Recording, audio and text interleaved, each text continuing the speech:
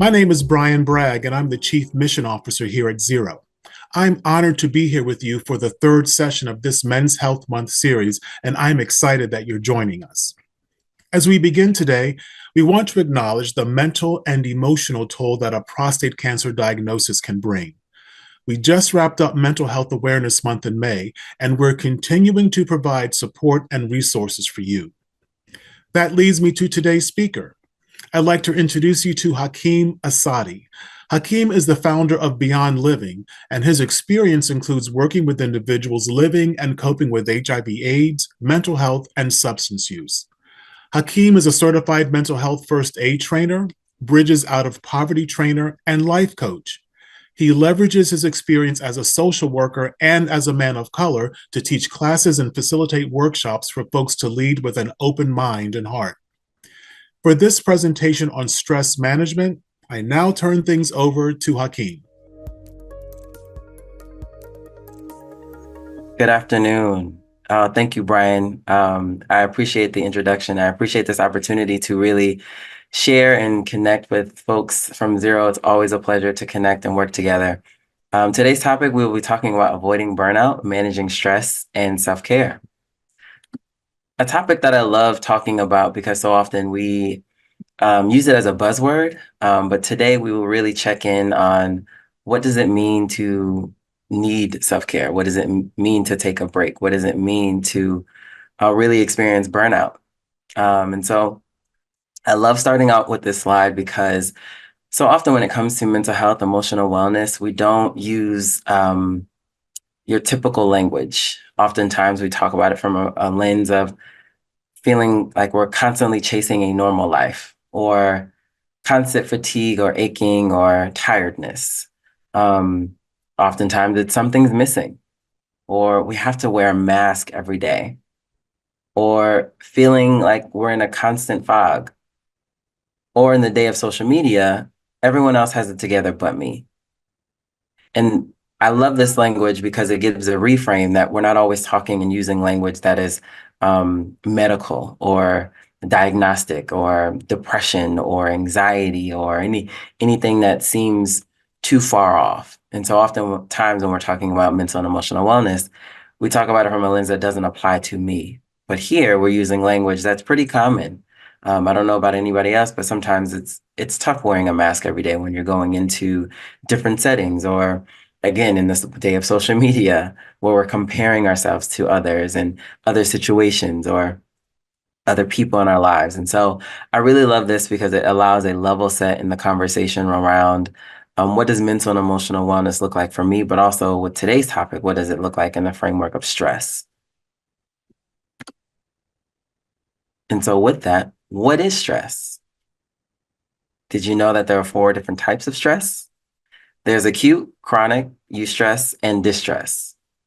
And so with the technical definition, stress is the body's non-specific response to any demand, whether that be pleasant or unpleasant.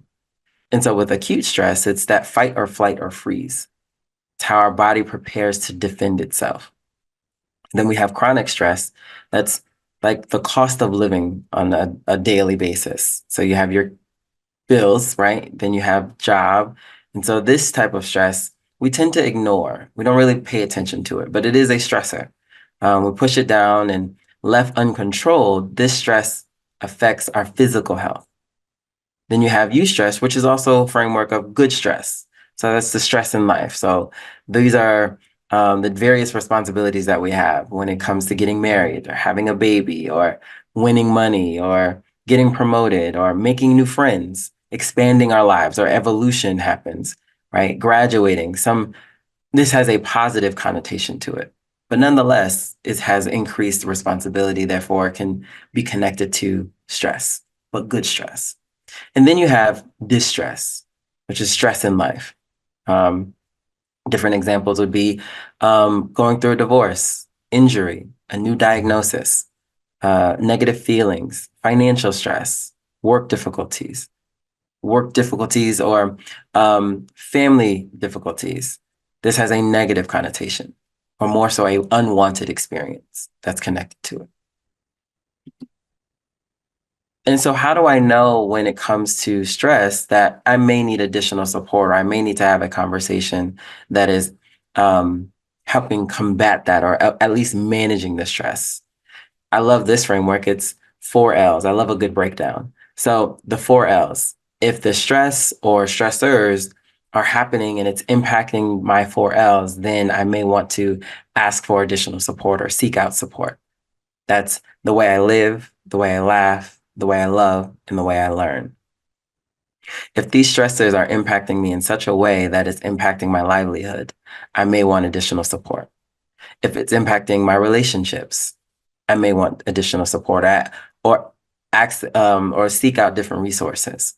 If it's the way I'm learning, impacting the way I'm learning, concentration, being able to read or look at motivation or look at anything that's connected to my growth, then I may want additional support or may connect to additional resources.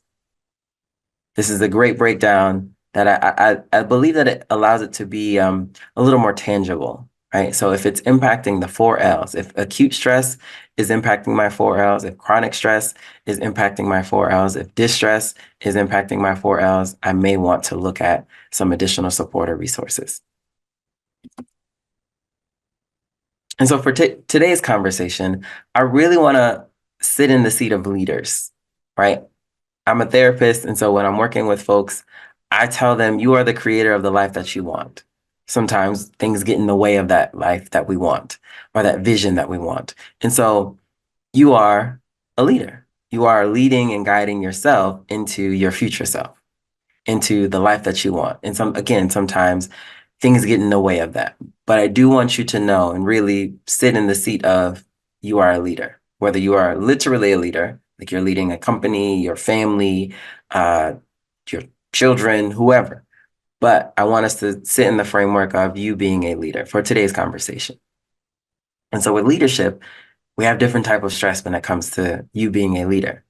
And with extreme stress or prolonged stress, we may feel burnout. And so what does that mean? What does that look like? Take a minute to jot down some notes to actually express, have I felt burnt out? Do I feel burnt out? When do I feel burnt out? And as I'm talking, I want you to just kind of jot down some notes. And so burnout is a state of emotional, mental, or even physical exhaustion brought on by prolonged or repeated stress. So remember, we talked about the chronic stress, where it's the stressors that we tend to push down. After a while, that tends to bubble up. It tends to have an impact on us where we feel burnt out, right? So think about, have I been pushing something down? Have I been avoiding something? Have I been suppressing something? And after a while, I'm getting to the point of exhaustion. Something to think about. So as we're thinking and talking about stress and you being a leader, let's look at some numbers. So some of the numbers share that 88% of leaders report that work is a primary source of stress in their lives, and that having a leadership role increases their level of stress.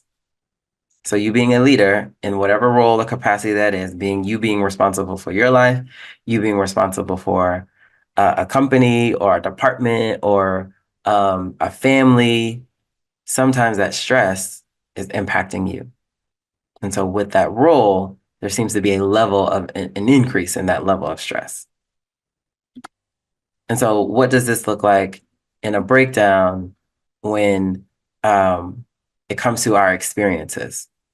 And so according to the American Institute of Stress, 33% report having feelings of extreme stress. 77 say that it's impacting their physical health. 73 say that it's impacting their mental health. And then 48 report that it impacts their sleeping more, sleeping little, sleeping too little, sleeping too much, right? There's a level of stress that has an impact on us when we don't address it. Another form of stress that we don't often talk about, but I love bringing it into these spaces, is especially when we're caretakers and again, leaders, vicarious trauma or vicarious stress. What is it? And have you heard it before? Let's talk about what it is.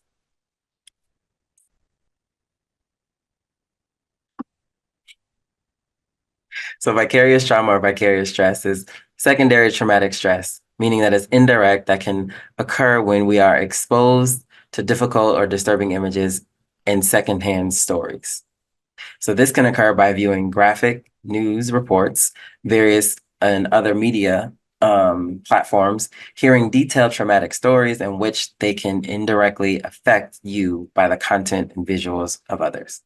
Now, this is something that, again, when in the world of social media and just our eyes and world is glued to phones and laptops and other things, we're hearing about everything that's going on in the world, right? After a while, that can have an impact on us. It's not happening to us directly, but it happens where we feel the effects of it. So how can we identify it? There's a loss of energy. We may feel fatigue. We may feel overwhelmed. We may feel a sense of helplessness. We may feel isolation. We may feel and practice avoidance or defense or confrontational or easily irritated. Or on the other end of that, we may dive right into work where we're working so much that, again, that kind of ties into that avoidance. So that secondary trauma or that secondary stress has an impact on us as well. But so often, because we're not talking about it, we don't know that it's happening. We can just feel, everyone says happy Wednesday or happy Tuesday or happy Monday, and you're like, nothing's happy about it. I don't feel like doing anything. But it could be because the night before we watched the news, or we were on the phone with someone who's having a challenging time, and we feel that exhaustion. We feel that sense of helplessness, and I don't know what to do. I'm really challenged with this. I can't do anything, that powerlessness. And so I feel exhausted because I've heard a story, I'm watching images, I'm watching something that has an impact on me in such a way that I feel it directly, but it didn't happen to me directly. Vicarious trauma. So a question for you is, where do we hold the stress? Where do we carry the stress? When it comes to our physical world, where do we hold it? Now, take a minute to take note, jot down where you feel the stress, because if we're able to identify where we hold it, we understand that our bodies are telling us, hey, we might feel a little more stressed than normal. And so that's a good thing because our bodies will always tell us, but sometimes we are in the mode of keep going, keep going, keep going, that we miss the message. And so I don't know about you, but I know for me, lower back. When my lower back is a little more tense than normal or usual, it's like, okay, we might need to take a minute to sit down and breathe. Take a minute to relax. Upper shoulders, so right around here, another way my body is telling me, hey, we're feeling a little more stressed than normal. And in navigating that, we allow our bodies to tell us to pause, to tend to what we need to tend to, right? So take a minute. Where do you feel stress in your body, in your physical world? Sometimes I know doing this presentation, some folks say in their temples, upset stomach. There are various ways that our bodies are telling us, hey, something's going on here. And so we can connect that back to the 4Ls, right? So when that happens, it's like, okay, let me double check. Let me check in with myself to say where and what's happening. Is this stressor impacting, remember the 4Ls? The way I live, the way I laugh, the way I love, and the way I learn. Is there something going on here where this stress is impacting me in this way? And it's showing up in my physical world.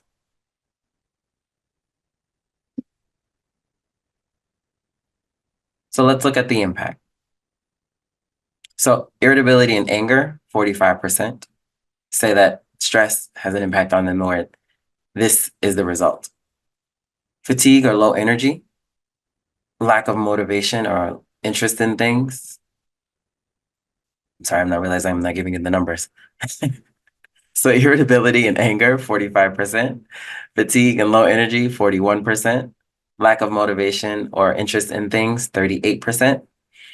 Anxiety, nervousness, or worry, 36%. Headaches, 36%. Feeling sad or depressed, 34%.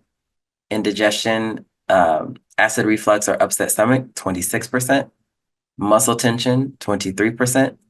And then appetite changes. So that's eating more, eating less, 21%. And so just take a look at this image because we can see how this impacts our physical world, right? Blood pressure, blood sugar, risk of heart attack, weakened immune system. So often we don't connect the two. We don't connect our stress levels to how this is impacting my immune system, right? Stomach ache, fertility problems, ED, muscle tension, rapid breathing. I don't know if anyone has ever felt like they're just sitting still or doing the normal daily routines and then they just feel like they're trying to catch their breath. That could be a point where, okay, let me double check my 4Ls. What's going on here? Heartburn. Again, we talked about headaches and increased depression. These are ways to check in with ourselves. And again, so often we don't make the connection that this could be caused by or connected to feeling stress. I think it's important to allow ourselves to take inventory and name what we're feeling or what's going on and connect it to, again, let's double check our 4Ls. What's going on here? Instead of just moving through life, because that's where we have that chronic stress. We pushed it down, we suppressed it, and we're moving through life. Here's an opportunity to name what's going on here. And with naming what's going on here, it allows us to get to the point of self-care. It's so important to take care of yourself.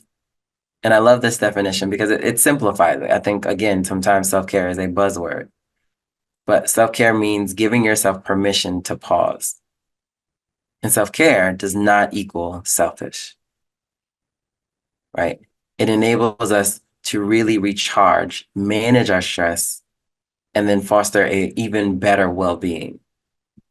Because again, right, we look back at that last slide, stress, prolonged stress, acute stress, distress can have an impact on us. Even eustress really can have an impact on us where it's impacting our sleeping habits, our eating habits, muscle tension, headaches, right?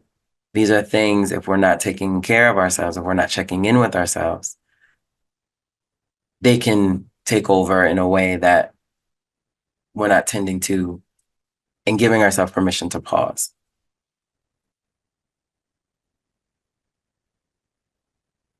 So when it comes to self-care, I told you, I love a good breakdown, right? So when it comes to self-care, let's break it down to 3 dimensions: our mind, body, and our souls. What does self-care look like for our mind, our mental well-being, for our physical well-being, and then our spiritual well-being on a soul level? What does self-care look like?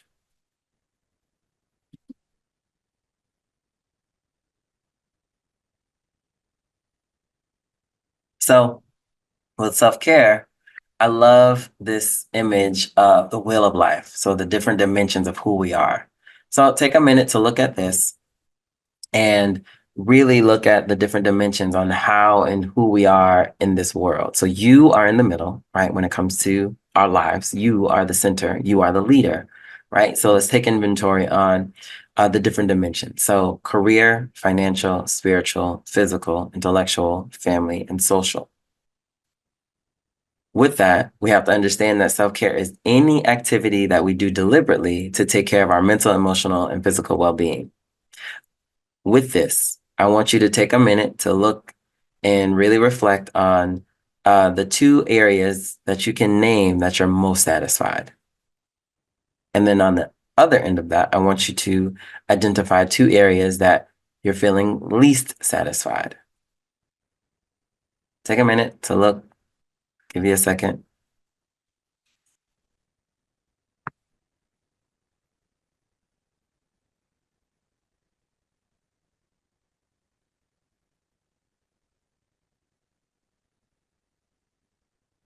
Okay. I think it's important, again, to take inventory because here, with taking inventory, we can name it, and identifying it, we're allowing ourselves to really show up as that leader. Showing up as that leader is, I am the creator of the life that I want. Again, some things may get in the way of it, but being a leader, we figure out what's going on and figure out what do I need and figure out how I get there, right? With that, we'll talk about some things when it comes to self-care and other practices and other ways to create that or find that balance, because some of the stress we can't run from. Some of the stress we're not in control of, right? But if I can look at this dimension or these dimensions, where am I in control of? Where can I pour more love into? Where can I pour or become more active in? I tell folks all the time, it's so important to be an active participant in your life. So that includes advocacy for your life, for your well-being. And sometimes that's to yourself. Sometimes that's to your spouse, family members, society, community members. I'm an advocate for my well-being because I want to be well. And so often we don't take the time and give ourselves permission to pause, to take inventory on what I need. Therefore, I can't express what I need. So here we're taking a look. We're taking a look at where it is that we are and what we need. That way we can advocate for it. We can meet that need and create that balance. So with that, I told you I love a good breakdown. 4 steps to balance. Right? The first step is naming it. Second, process it, meet it, and release it. So in naming it, we've been doing that throughout this presentation. We're taking inventory on what's going on here. But we have to be honest. We have to be honest with ourselves and transparent with ourselves and not minimize what we're feeling or what's going on. And so with honesty, we're able to name the challenge or the situation. What's causing the stress? What's causing these points of tension, right? And then once we name it, we can process it. What are my triggers? Why am I feeling this? How long have I felt this? How long have I been feeling this stress or navigating this stress? Why am I navigating the stress? And then what are the triggers that are connected to it? And so often triggers are named a bad thing. I like to reframe that and say that triggers are an invitation to take a look at what's going on. Now, we can name it good or bad afterwards. I actually don't like that either. But we can name it after we name the trigger because there's something that got us to this point. What was it? And so naming it and then processing it allows us to really take inventory again and look at our internal world. And then once we do that, once we've named it, once we've processed it, now we have to meet the need. Question is, what do I need? Right? So often we ask the question, what do you need? We're supportive to others, community service, and service to others, neglecting ourselves, neglecting what I need. Asking the question, what do I need, is a game changer. And so figuring out you meet that need. Is that important to be vulnerable in that transparency in meeting your need? Now the next question is, what brings me joy? Doing the things, practicing the habits, connecting to the people that bring me joy is also a game changer. And then what brings me peace? Oftentimes we don't recognize peace. But what does peace look like and what brings it to me? How do I know that I'm feeling peace? And then lastly, release it. So oftentimes, because we don't process it, because we don't meet the need, things stay with us. You ever met someone who holds on to a grudge? Can't name it, just know that I'm upset with something or someone. And in holding on to that grudge, we don't allow ourselves to move through whatever it is that we're stressed about, or allow the emotion or the stressor to move through us in the way that we can learn something from it, right?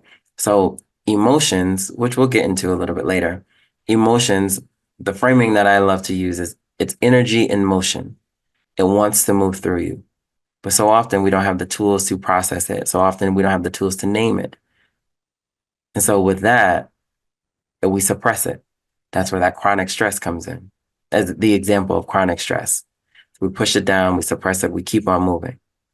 But if we follow this breakdown, name it, process it, meet it, release it, we can mitigate, manage, or alleviate some of that chronic stress. We can actually process it. Again, some things that we cannot avoid. But if I'm able to name that this is stressing me out, I have emotions around this, I want to process this, that stress will hit different, right? We won't cross over into burnout because that's prolonged stress. Hopefully this is making sense for you. So in releasing it, it allows it to move through us. Again, so often it doesn't move through us. And so that's where we have different challenges. So the physical world, which we gave examples for, the mental world, which we gave examples for, and then the spiritual, the soul level, where we're not finding peace and we're not finding joy. But as far as this practice, in finding the balance, we want to release it. That way we are not holding on to anything that is impacting us. Other techniques to counteract stress: relaxation responses. So they tend to have positive effects on hypertension, practicing mindfulness. So having a focused awareness on the present moment, calmly acknowledging and accepting feelings, thoughts, and bodily sensations. I love talking about mindfulness because it can be and is like a spiritual practice, a soul level practice, but it also has physical benefits, if you will. The way a friend of mine broke it down to me, it's like when you practice mindfulness and that deep breathing practice, it's like you're giving your spinal cord a massage. Like the nerves that you might have, the tense that you might have, the tense feelings, your shoulders are up. When you practice mindfulness, you kind of get to a point of groundedness. I don't think that's a word, but you get a point where you're feeling grounded, right? Which is important when it comes to countering stress, because sometimes we feel up here and outside of our bodies, but when it comes to practicing that mindfulness, we connect back to our bodies, right? And so other ways and connecting it to the physical activity that's next is a mindfulness walk. Have you ever gone on a walk and you listened for what does it sound like for the wind to blow between the leaves? That's a mindfulness walk. Or a squirrel running up a tree. It's a mindfulness walk. What does it sound like for the wind to just blow against your ears, against whatever? That's a mindfulness. And so other physical activities, movement therapy, yoga, tai chi, qigong, are other practices that help you center yourself. And then social supports, the healthy social supports. I tell people all the time, I have friends and cousins who will stress out with me. I don't want to call them.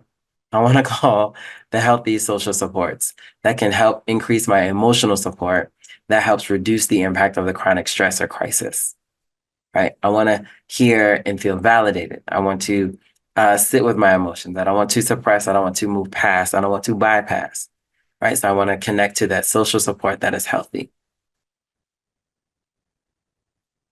Now, when it comes to self-care, how often have you said this? I don't have time. I'm moving and shaking in the world. I got things to do. I got places to be, right? So often time is that barrier. So let's have a conversation really quickly to help mitigate that excuse. When it comes to time, we have a breakdown. Again, I love a good breakdown. So when it comes to self-care, 2 minutes. You only have 2 minutes.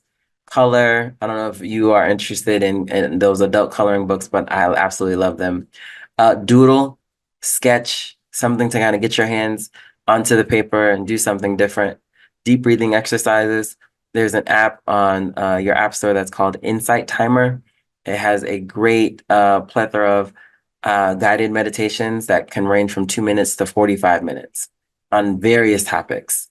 I would definitely encourage you to check that out. There are other meditation apps. You can probably type in guided meditations, even on YouTube, to find different guided meditations to use in practicing that mindfulness. If you have 5 minutes, sing a song out loud. Enjoy yourself. I recommend anything Shaka Khan or Earth, Wind, and Fire, but choose what you will. If you have 10 minutes, journal, dance, that movement therapy, right? That somatic expression. Those are tools to help relieve the tension and stress within your body. Again, drawing or sketching, listening to soothing sounds, call a friend. Remember, that healthy friend. Read an article that's unrelated to the stress. So many times people will go to an article that is connected to whatever they're stressing about. I would not recommend that because that may only increase your stress. You're looking for information and research. Now is not the time when we don't want to name that self-care, right? So look at an article, look at something that is different or something separate or something that's connected to play or fun. Other breakdowns are 30 minutes. So if you have time to do a manicure or pedicure, exercise, again, that physical movement, retail therapy. I know some people might laugh at that, but retail therapy does help. Buying something new does help. Now, don't allow it to connect to financial stress, right? If we have a budget for this, allow ourselves to do so because we don't want to add to financial stress. That's not the goal here. Yoga, cook a meal, cook a different meal, right? Sometimes we have our go-to meals, our quick meals, but try a new recipe, try something new. Again, don't allow it to stress you out. Have fun with it. 30-minute TV show, something that might be nostalgic, something that might be something fun to watch that you know it's going to make you laugh.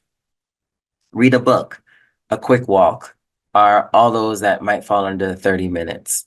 And then long term, if we have the space and the capacity to plan a vacation or a staycation, right? That's longevity, long term, plan that.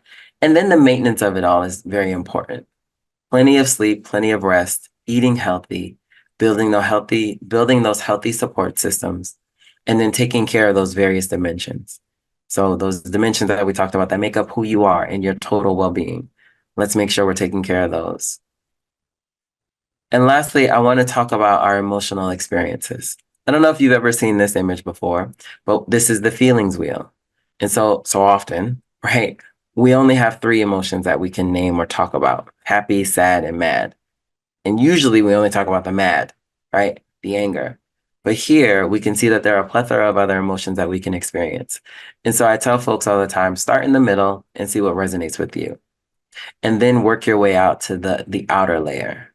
And then work your way out to the outer layer. And so I don't know if you can see my cursor, but here you're starting in the middle. So often it's fear that we might be feeling, but sometimes we don't name it fear because fear is not a emotion that we could really generally express. And so then we might feel anxious and then we might feel overwhelmed, right? What's helpful with this image and this graphic is once we're able to name it, identify it, we can look at what does it mean to process overwhelmed? You know what? I'm juggling a lot of different things. I have a lot of different things on my plate. So looking at how do we compartmentalize where we may need to prioritize, we may need to delegate, we may need to ask for assistance, we may need to ask for someone to help and step in with these other items. So this is a useful tool because we get to name and identify exactly what's going on and then asking the question, what do I need? So again, fearful, anxious, overwhelmed, what do I need? I need additional support. Now, asking for help might be harder than more challenging and more difficult, but once we're able to name it, we can actually process it and ask for the help. So here, the question is, what can I do now? Connect to a resource or resources for additional support. Remember, taking inventory using our 4 L's. And then connect to self-help or other self-care supports or strategies. It's also important. And then lean into our emotional experiences, right? So identify or name it, process it, and then allowing it to flow. Because again, remember, emotions are energy in motion. They want to move through you. These are my references. And I love to stay connected with folks. So here's my contact information. Again, thank you, Brian. Thank you, ZERO. This is always a pleasure to come and connect and to have these conversations because they're so important. So important to talk about our mental and emotional wellness and check in with ourselves. And so again, thank you for the opportunity.